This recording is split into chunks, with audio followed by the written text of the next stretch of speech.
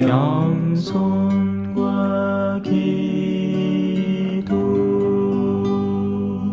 찬미 예수님. 그때 예수님께서 예리코에 들어가시어 거리를 지나가고 계셨다. 마침 거기에 자케오라는 사람이 있었는데 그는 세관장이고 또 부자였다. 그는 예수님께서 어떠한 분이신지 보려고 애썼지만 군중에 가려 볼 수가 없었다. 키가 작았기 때문이다.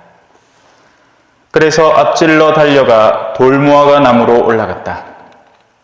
그곳을 지나시는 예수님을 보려는 것이었다. 예수님께서 거기에 이르러 위를 쳐다보시며 그에게 이르셨다. 자케오야, 얼른 내려오너라. 오늘은 내가 너의 집에 머물러야 하겠다. 자케오는 얼른 내려와 예수님을 기쁘게 맞아들였다. 그것을 보고 사람들은 모두 저희가 죄인의 집에 들어가 먹는군 하고 투덜거렸다. 그러나 자케오는 일어서서 주님께 말하였다. 보십시오, 주님. 제 재산의 반을 가난한 이들에게 주겠습니다. 그리고 제가 다른 사람 것을 횡령하였다면 내곱절로 갚겠습니다. 그러자 예수님께서 그에게 이르셨다. 오늘 이 집에 구원이 내렸다. 이 사람도 아브라함의 자손이기 때문이다. 사람의 아들은 이런 이들을 찾아 구원하러 왔다. 주님의 말씀입니다.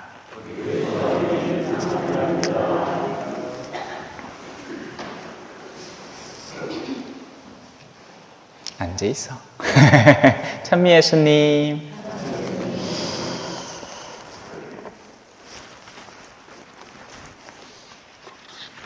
오늘따라 마음이 심란합니다.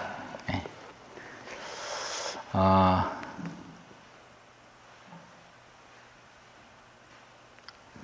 오늘 일독서는 이 피조물에 대한 당신의 사랑을 그려냅니다. 이렇게까지 얘기하죠. 당신께서는 존재하는 모든 것을 사랑하시며 당신께서 만드신 것을 하나도 혐오하지 않으십니다. 당신께서 지어내신 것을 싫어하실 리가 없기 때문입니다. 라고 합니다. 그리고 그 말은 사실입니다. 하느님은 사랑하세요. 그것밖에 사실 모르는 분입니다. 네, 사랑하는 분이에요. 그런데 자, 뭐가 사랑인가? 라고 묻는다면 어떤 것이 사랑일 것인가 하면 우리는 그냥 사랑은 마냥 좋은 것이라고 착각을 합니다.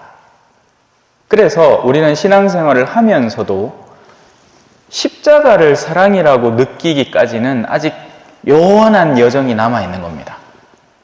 우리가 생각하는 사랑은 내가 지금 사업하는데 1,000만 원 벌게 해주고 내가 지금 적적한데 이 여자 저 여자 만나면서 막 놀아나게 허락해주고 뭐 이런 게 사랑인 거죠. 네? 회사에서 그죠? 여비서하고 놀아나는데 그걸 사랑이라고 얘기하는 겁니다. 그게 사랑입니까? 헷갈리죠, 그죠? 아닌가요? 그걸 사랑이라고 하면 됩니까? 안 되죠. 왜냐하면 한 측에서는 뜨겁게 달아오르지만 다른 측에서는 파괴가 일어나고 있기 때문입니다. 그건 사랑이 아니에요. 사랑이라는 것은 완성시켜 나가야 하는 것이지 무언가를 무너뜨리는 것이 사랑이 아니기 때문입니다. 마약 중독자들은 마약을 사랑합니다. 하지만 그게 사랑입니까? 자기 자신을 파괴하고 이웃과의 관계를 파괴하고 많은 것들을 파괴하고 있죠. 그렇다면 우리는 다시 이 일독서의 본론으로 돌아와서 아니 하느님은 존재하는 모든 것을 사랑한다 하셨잖아요. 그러면 다 품어 안아야 되는 거 아닙니까? 하지만 오늘 일독서의 마지막 부분에도 이렇게 나옵니다. 그러므로 주님, 당신께서는 탈선하는 자들을 조금씩 꾸짖으시고. 왜요? 어차피 다 당신이 창조하신 존재라면 내버리지 않을 것이고 아무리 어둠을 저질러도 돌아오지 않을 것인가? 아니란 말입니다. 그게 아니란 말이죠. 거기서부터 착각이 일어나고 있는 겁니다. 이들은 탈선하고 있기 때문에, 선에서 벗어나고 있기 때문에 어둠을 자아내고 있으며 어둠을 양산해 가고 있기 때문에 그것은 하느님이 만드신 영역이 아닌 겁니다. 어렵죠? 오늘 그래서 설명을 하면서도 이건 참 어렵겠다 싶어요. 예. 하느님은 다 품어 안으려고 팔을 펼치고는 있지만 그리로 오는 이들을 끌어안으시지 그 스스로 하느님의 품을 거부하는 이들까지 끌어안을 능력은 당신이 우리에게 주신 자유에 위배되는 것이 되는 겁니다.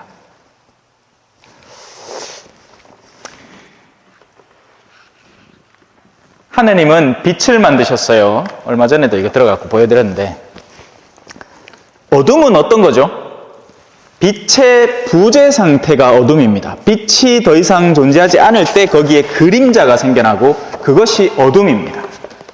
어둠은 하느님이 만드신 것이 아니라 하느님이 만드신 것이 파괴될 때 나오는 자연스러운 현상인 겁니다.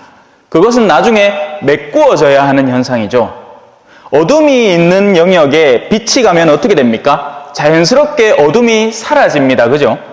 반대로 어둠을 끊임없이 유지하려는 존재들은 어떻게 될까요? 자연스럽게 빛을 피해서 도망가야 하는 겁니다. 그게 어둠이라고요. 그래서 지옥은 하느님의 저주가 아니라 오히려 하느님의 자비의 영역인 겁니다. 당신의 빛을 극도로 싫어하는 이들이 그나마 머무를 수 있는 영역을 남겨두시는 거죠. 그러니까 더 헷갈리죠.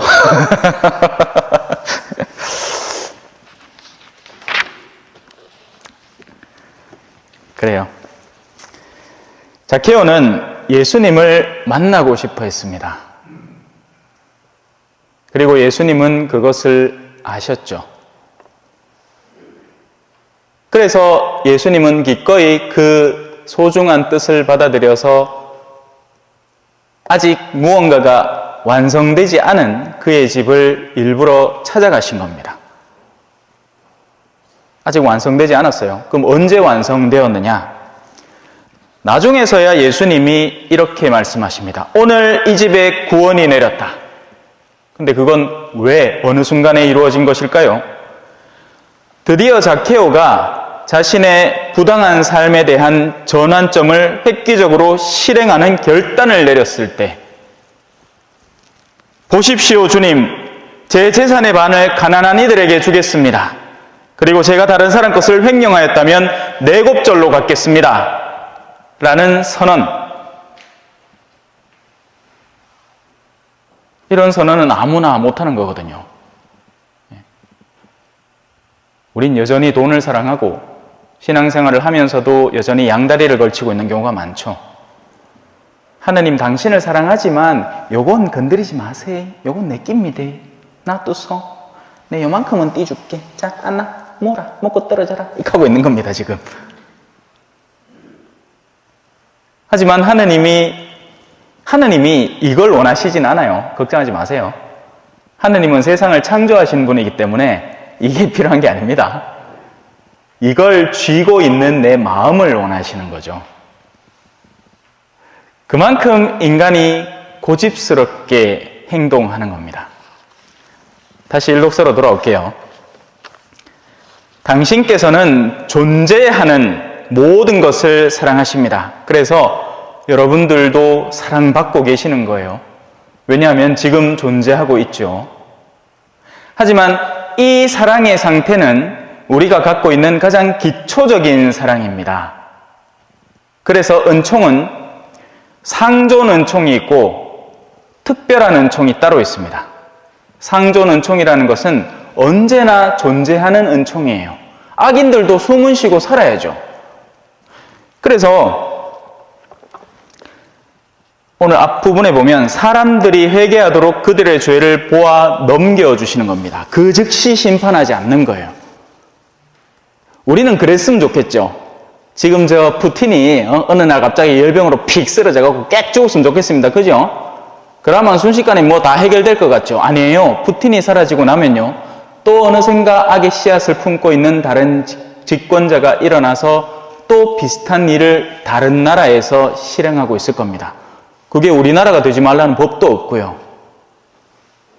우리는 항상 포화의 위험 속에 살고 있죠. 우리나라 사람만 제일 조용하게 살고 있습니다. 밖에서는요, 시시각각 변화되는 모습 속에 걱정을 해요. 저도 밖에 살아봐서 알고, 한국 뉴스가 들리면, 아이고, 이제 전쟁 날 것 같은데, 근데 정작 한국 사람들한테 물어보면, 맨날 이렇다. 걱정하지 마라 합니다. 근데 그러는 중에 군인들은 실제로 죽어나가고 그러죠. 네.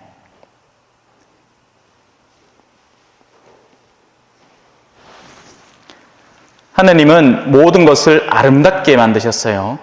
그리고 여러분을 만드신 겁니다. 우리를 만들었죠. 그럼 우리는 하나님의 가장 아름다운 작품은 그 안에 무엇을 품고 있을까요? 다름 아닌 자유라는 것을 품고 있습니다.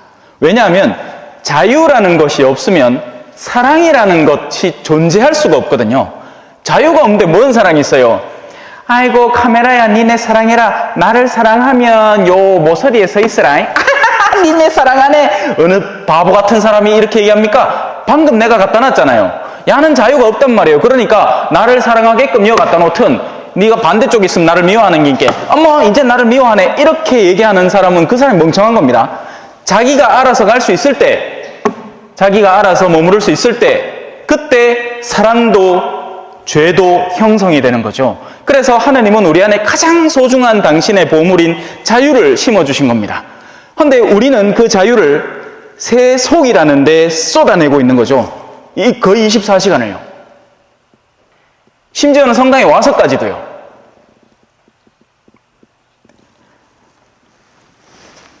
이걸 어떻게 바꿀 거냐 말이에요. 이걸. 예? 이게 제가 항상 고민하고 염려하고 애쓰는 부분인 겁니다. 이걸 어떻게 하면 바꿀 수 있을 것인가? 만약에 예수님이 가장 완전한 직무를 하셨더라면 당신이 하는 일이 제일 모범일 텐데, 그러면 예수님은 그걸 어떻게 바꾸셨나? 힘으로 바꾸지 않았단 말입니다. 한 사람 한 사람 멱살 쥐고 똑바로 살아라, 니 곧따로 살면 안 된대, 이렇게 하지 않으셨습니다. 오히려 당신은 죄인들을 보아 넘겨주시고, 그렇게 해서 그들에게 시간을 더 벌어주시고, 얼마 전에 나왔죠. 이 무화과나무를 1년만 더 두시지요. 제가 그 주변에 비료를 뿌리고 확을 파고 기회를 좀 더 주겠습니다. 그러면 어느 순간엔간 열매를 맺겠지요. 저한테 1년만 유보기간을 주십시오. 제가 한번 보살펴 보겠습니다. 뭐라도 바뀌겠죠. 그렇게 애를 쓰다가 결국에는 십자가에까지 박혔죠. 당신이. 그죠? 그게 하나의 방법이었단 말입니다. 예수님의 가장 훌륭한 방법, 하느님이 우리를 회개시킬 수 있는 가장 훌륭한 방법은 뭔가 우리가 막 띵 받치도록 놀랄 만한 어떤 기적이나 이적 현상을 하는 게 아니라, 그래서 오늘 이 독서에 우리한테 주의를 시키잖아요. 여러분, 속지 마십시오. 누군가가 주님의 날이 왔다. 뭐 얼마 남지 않았으니까 지금 두려워하면서 지금 바꾸라. 이제 그 하다 보면 어디로 찾아가요? 저런데 이제 이만희 이런 데 쫓아가는 겁니다. 겁을 집어삼키게 만들어 주는 사람은 조심해야 되는 거예요. 오히려 하나님은 가장 인간이 스스로 자유롭게 선택할 수 있는 범주를 우리에게 선물해 주시면서 가장 평범한 형태로 우리에게 길을 이끌어 주시는 겁니다. 그래서 오늘 여러분은 제 강론을 들으면서도 선택할 수 있는 거예요. 제가 여러분한테 무슨 강압을 하고 있는 게 아니잖아요. 그죠? 네. 편안하게 듣고 맞다 싶으면 따라 하면 되는 것이고, 아니다 싶으면 원하는 대로 가면 되는 겁니다. 하지만 하나만 알아주셨으면 좋겠어요. 제가 도대체 왜 이러고 있나? 그죠? 왜 이렇게 애를 쓰려고 하나? 몰라. 쓰는 것처럼 그냥 보일 뿐인지는 모르겠지만, 저는 적어도 그래도 1년 동안은 꾸준하고 성실하게 해왔잖아요. 그죠? 언젠가는 여러분에게 예수님께서 이렇게 표현하실 때가 오시기를 바랍니다. 오늘 이 집에 구원이 내렸다. 이 사람도 아브라함의 자손이기 때문이다. 사람의 아들은 잃은 이들을 찾아 구원하러 왔다. 우리가 우리 스스로를 잃지 않았다면 구원자는 필요 없을 것입니다. 그러나 우리 모두는 저마다의 자리에서 하느님께 더 나아가야 할 영역이 여전히 남아있는 거죠. 아멘. 찬미 예수님, 겸손과 기도.